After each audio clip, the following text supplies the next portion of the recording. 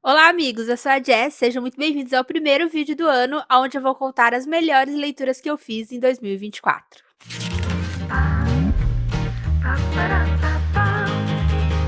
Feliz ano novo, amigos! Estamos de volta com os vídeos no canal. Se por acaso você chegou aqui de repente, tem vídeo toda semana e tem vlog todo domingo aqui no canal. Aproveita, se inscreve, curta esse vídeo e me acompanha aí durante esse ano de 2025.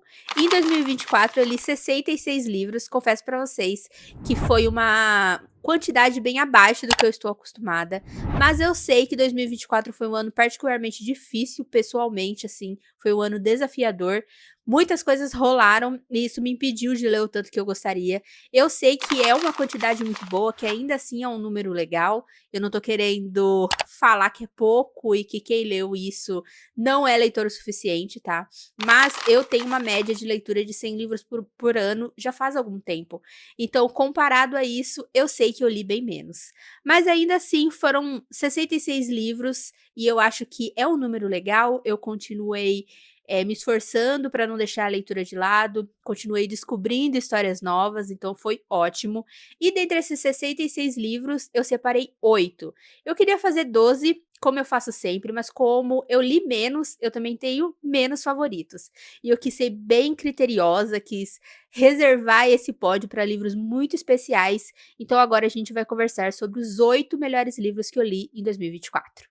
Se você me acompanhou aí durante o ano, tem grandes chances de você saber, pelo menos, quem é o primeiro lugar, tá? Que eu falei sobre ele muitas vezes. E a maioria desses livros também tem vlog, então vamos começar. Em nono lugar, nós temos Noiva, da Ellie Hazelwood. Esse livro é uma surpresa pra mim, porque eu reclamei muito da Ellie Hazelwood esse ano, gente. E eu continuo reclamando, continuo achando que ela tem coisas pra melhorar. Mas esse ano eu li muitas coisas dela, inclusive quero deixar um adendo para Amor Teoricamente. Ele não está aqui no pódio, mas eu amo muito esse livro, tá? Ele merece ser lido. Mas Noiva é a minha nona leitura favorita do ano. Inclusive, tô lembrando agora que eu acho que eu comecei esse vídeo falando das 8 melhores leituras. Não foram 8, foram 9. Desculpa, eu sou de humanas. Graças à querida Aline, que é apoiadora do canal e que me tirou no Amigo Secreto, ela me deu Noiva. Eu tenho ele pra mostrar aqui pra vocês, porque eu só tinha lido em e-book.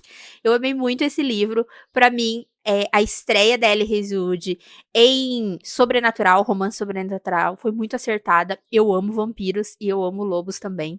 Então eu estou muito feliz que ela lançou esse livro e muito feliz que nós fizemos as pazes, que eu consegui curtir a história, consegui amar a história, mesmo tendo alguns pontos.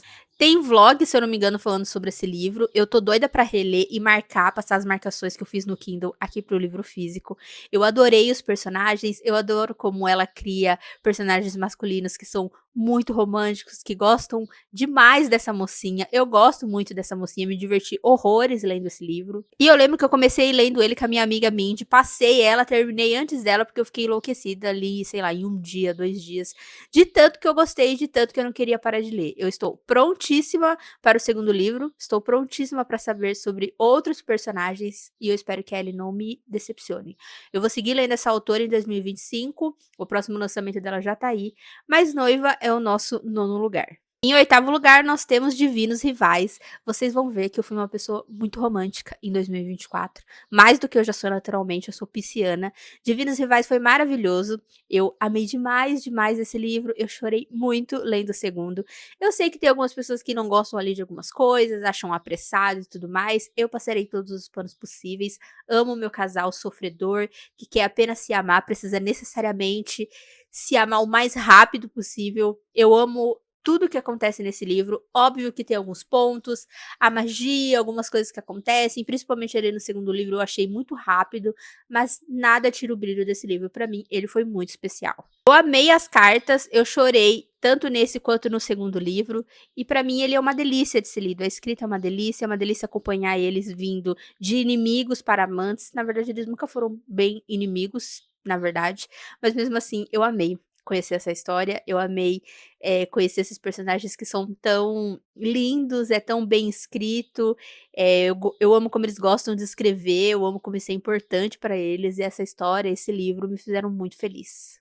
O sétimo lugar eu não tenho livro físico ainda, infelizmente, mas é Pra Sempre Seu, da Hebe Jimenez. Esse ano eu conheci essa autora e ela é absolutamente tudo pra mim. Eu vou seguir lendo tudo que ela escreve. Estou lendo um livro dela atualmente. Ela é muito especial. Eu amo muitos livros que ela escreve e foi uma felicidade pra mim conhecer ela. Só de lembrar que ela veio pra Bienal e que eu não consegui autografar já me dá uma tristeza no coração, mas tudo bem. Espero que outras oportunidades venham. Para Sempre Seu é o meu favorito disparado de todos que eu li dela. Esse livro mexeu muito comigo, também chorei, muito romântica como sempre. É um livro que dá para você ler fora de ordem, mas se você lê numa certa ordem, você conhece outros personagens dela, o que deixa tudo ainda mais especial. Esse livro vai mostrar um personagem que tem ansiedade, que tem uma síndrome de pânico. Ele também escreve cartas, ele escreve um diário, porque essa foi uma forma que ele encontrou de sair um pouco da mente dele, de ficar mais aterrado, de ficar mais centrado no que está acontecendo, e eu me vi muito nesse personagem. A prática de escrever é uma coisa recomendadíssima pela minha terapeuta, e é muito bom, realmente faz muito efeito. E eu todas as vezes que ele parava para escrever, eu sentia o que ele estava sentindo, e eu amo como ela abraça isso nele, como eles vão se entendendo sobre isso. E no final, ele escreve durante todo o livro um diário, e no final acontece uma determinada coisa que faz com que a gente leia esse diário. E, gente, absolutamente tudo pra mim. Em sexto lugar, temos outro que eu não tenho em mãos, que é Violeta, da Isabel Allende. Esse livro foi excepcional, ele foi o melhor livro lido no clubinho, foi indicado pela Letícia, né, é o clubinho que eu tenho com as minhas amigas. A gente amou muito esse livro, eu particularmente amei demais, chorei bastante com esse livro. Ele tem uma frase que me marcou muito, que eu pretendo tatuar no futuro, é uma frase que me ancora muitas vezes, várias vezes eu penso sobre essa frase e eu vejo como ela faz sentido na minha vida e como ela faz sentido no momento que eu estou passando hoje. E pra mim, como um todo, esse livro foi muito, muito especial. Foi a primeira vez que eu li Isabel Allende. Eu pretendia começar com outro livro famoso dela, que eu também li esse ano. Mas acabamos começando com Violeta e eu não me arrependo. Esse livro foi muito bom. Eu gosto muito da Violeta. A gente vai acompanhar a história dessa mulher que viveu 100 anos e tudo que aconteceu na vida dela. E são coisas assim enormes, absurdas, muitas coisas que ela passou, o período de ditadura que ela, sofreu, não tão grande quanto o outro livro dela, mas ainda assim muito presente nas histórias da Isabel Allende. Sou muito grata, feliz por ter conhecido essa autora, quero ler mais coisas dela, já decidi que eu preciso ler um livro por ano, porque ela me toma bastante, são livros pesados que me fazem pensar durante muito tempo. Eu li 2 livros dela em 2024, fiquei esgotada, mas agora em 2025 pretendo continuar lendo essa autora. Em quinto lugar, nós temos ela, a nossa querida, maravilhosa e maluca June em Impostora. Esse livro foi tudo pra mim. Eu me diverti muito lendo esse livro, gente. Eu me diverti muito, eu esperei muito por esse livro. Olha como ele tá todo marcado. Esse livro é um absurdo atrás de absurdo. E por ele ser assim, esse absurdo, que ele é tão incrível e tão real. As coisas que essa personagem faz nesse livro. Sério, eu lia o livro, fechava o livro e pensava: "Não é possível, essa mulher ela é completamente maluca". E logo depois eu pensava: "Não, as pessoas realmente fazem isso na vida real. As pessoas realmente pensam dessa forma na vida real". E isso que é o mais impressionante. Eu poderia falar que a Julie é uma maluca invejosa, mas é muito maior do que isso, e você precisa ler Impostora pra você entender. Eu vi que muita gente não gostou tanto assim de Impostora, achou que é muito diferente dos livros da Kwang, não sei o quê. Sinceramente, não falem comigo nunca mais. Impostora é perfeito, maravilhoso. É uma sátira extremamente afiada sobre o mercado editorial, sobre tudo relacionado a publicar livros, a ser uma autora, principalmente quando você é uma autora não branca. E por mais que o final tenha sido uma loucura, depois que eu terminei, eu pensei que não poderia ter sido de outra forma. Ela termina o livro do jeito que ela começou, e isso pra mim é sensacional. Ela continua maluca e sustenta a maluquice dela até o fim. Para quem não conhece a história, aqui a June rouba o manuscrito de um livro de uma amiga dela depois que essa amiga morre. Esse livro faz um tremendo sucesso porque ela lança como se fosse dela e é inacreditável a forma como ela acredita piamente que ela merece isso. Em quarto lugar, nós temos Mar Aberto. Eu esperei muitíssimo por esse livro, eu fiquei muito feliz quando ele foi lançado pela Morro Branco. Ele era um livro aguardado por mim há anos. Eu tô muito feliz que ele vai ser adaptado. Eu fiquei sabendo pelo Instagram do autor que ele será adaptado. Esse é um livro muito pequeno, mas ele é tão profundo. Parece que eu li, sei lá, 1000 páginas. Ele me pegou de formas indescritíveis e eu recomendo com todo o meu coração. Aqui a gente vai ter a história de um casal, os 2 são negros e eles passam por coisas que vai nos mostrar que mesmo você amando, mesmo o amor não é suficiente quando você vive dentro de uma sociedade que faz de tudo pra te destruir. Uma sociedade que faz de tudo pra minar os seus sonhos, pra te colocar pra baixo, pra te derrubar de todas as formas possíveis. Ainda mais porque os 2 trabalham com arte e, sinceramente, trabalhar com arte, sendo uma pessoa negra, é uma coisa extremamente difícil. Trabalhar com coisas que saem ali do comum é extremamente difícil e os acessos são muito limitados. E a gente vai ver, principalmente pelo nosso personagem masculino, o quanto a violência e o dia a dia de ser um homem negro afeta ele diariamente. Coisas simples como andar na rua tranquilo se tornam pesadelos, e isso faz com que ele não consiga se entregar totalmente, faz com que ele não consiga se entender totalmente, porque antes da gente conseguir se entender, a gente tem que aprender a se defender, sempre, desde sempre, isso é muito difícil. Este é o primeiro livro do autor, recomendo muito que vocês leiam, ele demorou muito para chegar aqui, então deem essa atenção quando vocês forem fazer a lista de leituras de 2025, coloquem autores não brancos, coloquem autores iniciantes, esse livro é perfeito, eu vi ele em poucas listas de leitura e ele merece muito hype. Então tenham em mente isso quando estiverem andando pela Amazon, pensando em comprar um lançamento, coloquem Mar Aberto na lista de vocês. Chegando agora no nosso top 3, os livros que mais marcaram meu ano, que eu mais chorei e que eu mais pensei sobre eles durante 2024 inteiro. Em terceiro lugar, nós temos Mami, da Jessica George. Eu tenho um vlog só pra esse livro. Caras, esse livro mudou minha vida. Esse livro vai falar sobre uma relação de filha e pai, e esse é um tipo de história que sempre me pega muito. A gente vai ver uma menina de 25 anos que pela primeira vez vai sair no mundo, porque ela ficou cuidando do pai dela durante anos. Ela era a única responsável por isso, a mãe estava em outro lugar, o irmão não se importava muito, ela era a filha que tinha que dar conta de tudo, a filha que não dá trabalho, a filha que precisa sim fazer as coisas, que chama toda a responsabilidade pra si. E em determinado momento, pela primeira vez, ela vai viver a vida, sai de casa, vai morar sozinha e vai ver como é se relacionar com outras pessoas sendo uma mulher negra de 25 anos. Eu amei absolutamente tudo nesse livro, pra mim ele é impecável, eu recomendei pra todo mundo. Se por acaso você viu eu falando sobre esse livro, ficou interessado e acabou não lendo, coloque ele na sua meta de 2025. Esse livro é muito especial pra mim e eu espero muito que a editora lance mais coisas da Jéssica aqui no Brasil, porque pra mim ela merece tudo, e esse é o primeiro livro dela, inclusive no final do livro quando ela fala, né, sobre o processo de escrita e como esse livro se parece muito com ela por alguns motivos, eu me emocionei bastante. É um livro que eu demorei pra ler, porque ele é curto, mas ao mesmo tempo ele é pesado. Eu parei de ler algumas vezes e retornei pra ele, mas sempre enquanto eu lia, eu sabia que ele seria um 5 estrelas. É um livro lento, é um livro reflexivo, não acontecem coisas mirabolantes nessa história, acontece apenas a vida. A gente tem apenas essa menina vivendo. E isso pra mim é muito impactante, porque ela vive de uma forma muito comum e passa por coisas muito comuns, mas essas coisas comuns tocam uma pessoa, uma mulher negra como eu, que assume muitas responsabilidades também, que se preocupa com muitas coisas também, e que quando se vê em determinados lugares não sabe como agir, assim como ela. Em segundo lugar, nós temos Sete Dias em Junho, outro livro que eu esperei anos e anos e que finalmente saiu aqui. Esse livro não era nada do que eu estava esperando, mas ele foi ainda melhor. Eu amo esse livro.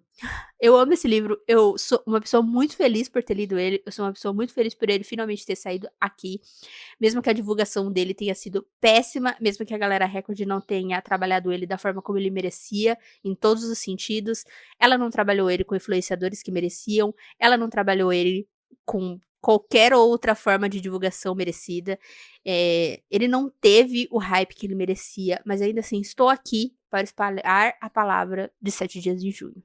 É cansativo quando a gente vê um livro tão maravilhoso que a gente esperava tanto tempo ser lançado aqui, ser completamente esquecido dentro do catálogo da editora, ou ser promovido de uma forma que não faz nenhum sentido, mas eu espero que nada disso impeça você de ler Sete Dias em Junho, que também tem um vlog só pra ele. Esse livro eu chorei bastante lendo ele também, eu sou uma pessoa muito mole, tá, mas ele é um livro incrível entre 2 escritores, que é uma coisa que eu absolutamente amo. Os 2 são escritores, eles se conheceram quando eles eram novos, eles passaram 7 dias em junho juntos, isso mudou a vida deles e depois eles se separaram e muitos anos depois eles se reencontram.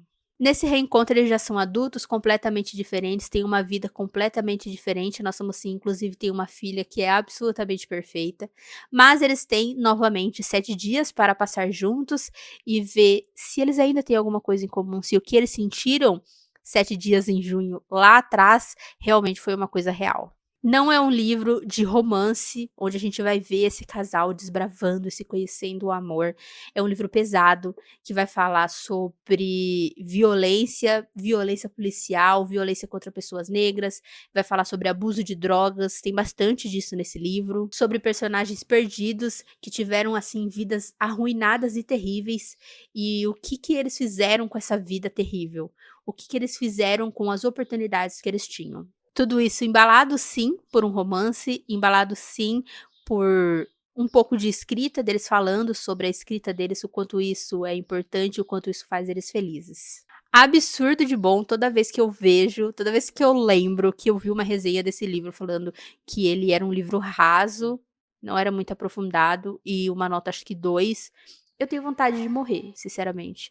Mas cada um tem o seu gosto, alguns têm um gosto bom, alguns têm um gosto ruim, e é assim que funciona a vida. No caso, eu tenho um gosto excelente, e é por isso que Sete Dias em Junho é o segundo melhor livro que eu li em 2024.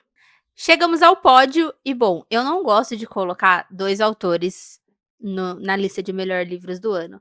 Mas desculpa, gente, foi impossível, tá? Eu dei o melhor de mim, mas foi impossível, e eu me sentiria mal se eu não tivesse feito isso. Eu falei desse livro em março, eu terminei esse livro em março e eu falei pra vocês, eu fiz vlog dele, eu fiz um vídeo só pra ele e eu falei pra vocês nos 2 vídeos, esse é o melhor livro do ano e eu acho muito difícil alguém bater esse livro. E por mais que eu tenha lido livros muito bons, como vocês viram, principalmente esse meu top 3, nenhum deles chegou nem próximo do que foi Babel, da R.F. Kuang. Esse livro é isso, tá?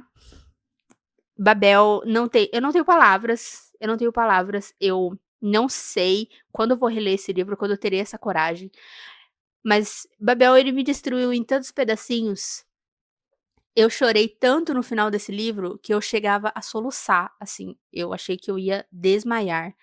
Aconteceu muitas coisas nesse livro que eu não esperava.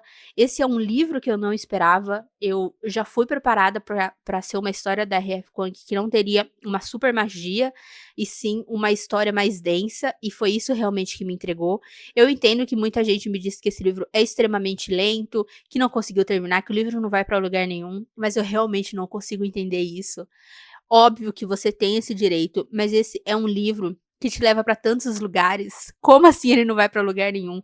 Ele te leva para tantos pensamentos, é só você estar atento, com a mente aberta, que eu tenho certeza que você vai chegar nesses lugares. Eu vou deixar linkado aqui o vídeo que eu fiz só sobre Babel, porque sinceramente eu dei tudo de mim naquele vídeo. Eu falei muitas coisas sobre a história, sobre como ela me marcou, o que eu achei, e eu acho que eu não tenho muitas coisas a mais para acrescentar. A Rebeca para mim é excepcional, ela segue sendo excepcional, ela segue sendo uma autora que todos os livros dela para mim são ótimos, eu não tenho nenhum livro dela que é menos do que 4 estrelas, todos para mim foram incríveis. Esse daqui é 5 estrelas favorito. Eu gostaria, assim como eu disse no vídeo, de sentar 10 minutos com ela e escutar qualquer coisa que ela quisesse me falar.